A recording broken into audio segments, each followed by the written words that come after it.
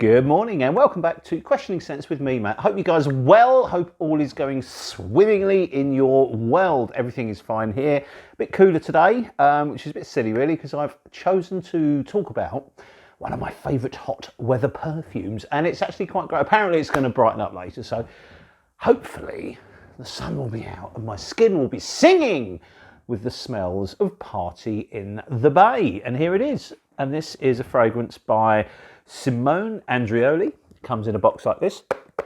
And I'm a little bit late to the Party in the Bay. It's been revered sort of in the UK frag community for quite a long time. And there's a bottle, 100ml, beautiful. Slightly interesting shape, nice cap, weighs a ton. All very good quality. The sprayer, the atomizer here is unreal. Look at that. It just, when you can't spray little, you have to spray a lot, which is fantastic because the perfume smells magnificent. So what we'll do is I'm going to give you a bit of a pre-warning because there's going to be quite a lot of rambling with this video. So if you're one of those that leaves lovely comments like just get on with it or whatever, you might want to turn off now and probably unsubscribe from the channel because I do waffle quite a lot and this is going to be a real waffly one. And there is a good reason for it. Whether you think that at the end of the review, please let me know. Because this is a fragrance that has been described as being a clone, and I don't think it is. I think it's certainly influenced quite heavily by two other fragrances, but it's quite unique to me. When I say unique, you can see why people think it's resembles the other fragrances. But to me, this just does this so well. It's such a fantastic fragrance. And if it has been influenced by others, I don't really care because I absolutely adore this one. So Party in the Bay came out in 2016. So it's been around for a while. It was a bit of a slow burner for me. I had a sample of it, and in true to form, you wear a sample and you don't really understand it. It's only when you kind of actually wear the fragrance itself, you realise just how bloody good it is, and that's what happened with me with this one. So I had a small decant of it, and I kind of sort of just got lost with all the other billions of decants.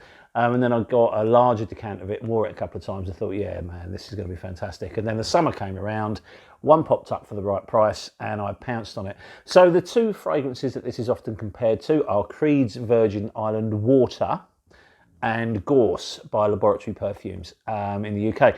I have tried all three, and this is by far the best option for me. So what we'll do is we'll go through the notes. I'll have another little spray now just to show you how this beast of an atomizer works. Look at that.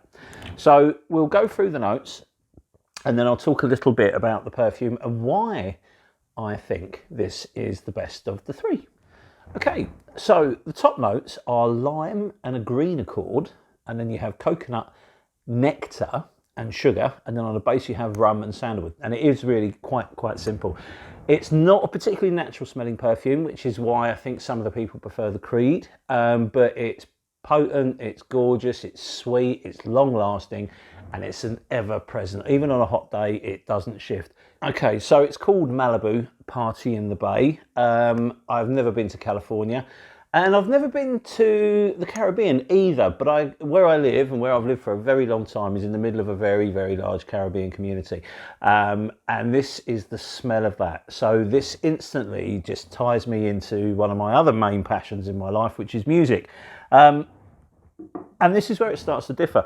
So if you look at Creed's Virgin Island Water or Gorse, you need to understand where I'm coming from here. And to do that, I've got to waffle a bit about music. So if you look at music from that part of the world, you have soca and you have calypso, which are, almost like folk music from Trinidad and Tobago. And then you go to Jamaica and things start changing. You've got, the musical influence in the history of this place is fantastic. If you're bored and you have an interest in music, please Google and go down that rabbit hole because it's fantastic. Jamaican sound was influenced by sort of R&B, rock and roll from America for a long time. And then they started to develop it and twist it and change it. And then ska was born. And ska, being a Brit, ska is very ingrained in our society here. It's been the backdrop and the soundtrack to many a sort of a youth movement and cultural movement within the UK. So ska is something I kind of almost grew up on. I absolutely love the genre of music completely. Then from ska, reggae was born, and reggae itself obviously was popularised by Bob Marley, but there's thousands of other artists out there making fantastic reggae music. Reggae's got really, it's really diverse. There's lots of subgenres. You've got rocksteady, you've got lovers rock, and then you've got my favourite, which is dub. And dub is often very heavy, you know, no lyrics, just a thumping bass and often driven by a beautiful melody. And that's what this perfume is. The other two, Virgin Island Water and even Gorse for that moment, they're more like Soca. They're very delicate, they're very light, they're very sort of almost playful fragrances. But this one isn't. This is a booming, thumping bass, but it's got that lime-driven melody that floats all the way through it. If you've ever listened to dub, you'll probably be familiar with a band called the Revolutionaries, and they have a song called Kunta Kinte dub. Just if you've got this, just listen to it and see if you're tying the two together like I have. And if you've never heard it, once you finish this video, give it a listen. And that's what this is. This is a perfume that has this wonderful tropical melody running through it, and that's the lime and the sugar accord. The coconut puts some fat on the meat on the bones, and then you have this sandalwood, which brings the bass at the end, and it just thumps away. And the thing is, when this is on your skin, it belts out. For the first hour, it's got really strong projection, and then it kind of sits back, but it's with you all night. So if you're at a party, jumping around, enjoying the sun, having some booze, eating some fantastic food, you can be rest assured that you will be smelling great for hours. So I cannot recommend this one enough. I think you can get it pretty much everywhere worldwide. It's around, I think you can get it, I got this for just under £120, delivered from Europe with no import fees, which was great.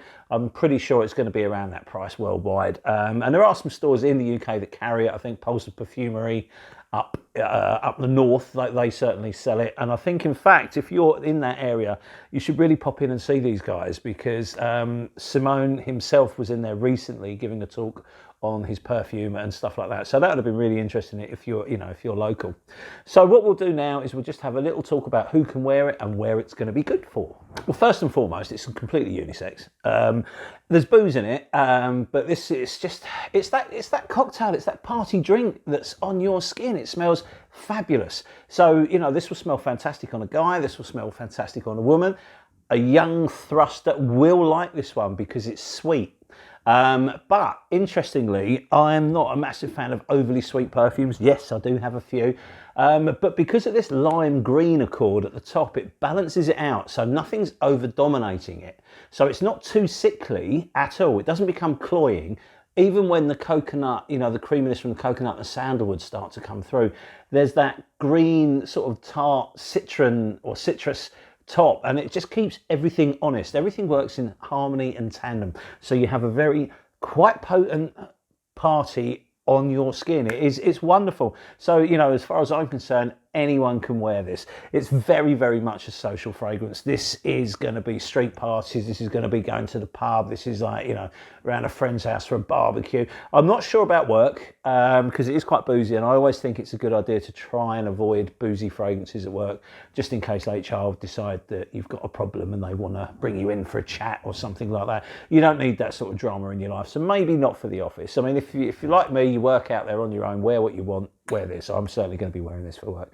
But really a long-lasting, beautiful fragrance. I think, if you've not tried this yet, you will really enjoy it. And obviously, I don't want to keep going on about the Creed and the other one, but if you've tried them and you like them, you're going to love this.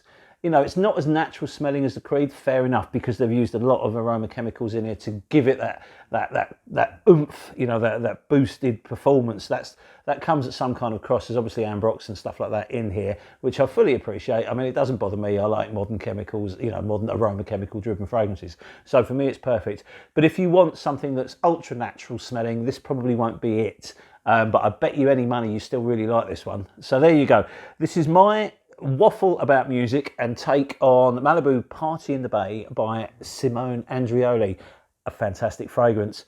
Check it out. If you have tried it, leave a comment below, or, you know, follow us on Instagram, and we can talk about it there, because that's a bit easier. And if you've not tried it, I really, really recommend you do. You can get samples from the brand, so try and sample that. I've got a few samples to get through, so hopefully there may be some more from the collection that I really enjoy. But there you have it. What a fantastic, I nearly swore there. What a cracking fragrance. It's really, really good, and I hope you enjoy it. Anyway, listen, thank you so much for your time. Just by the way, I'm not going to do the clap at the end of the video because I banged my shoulder up last time, which is still not quite right. So anyway, cheers, thanks, and bye.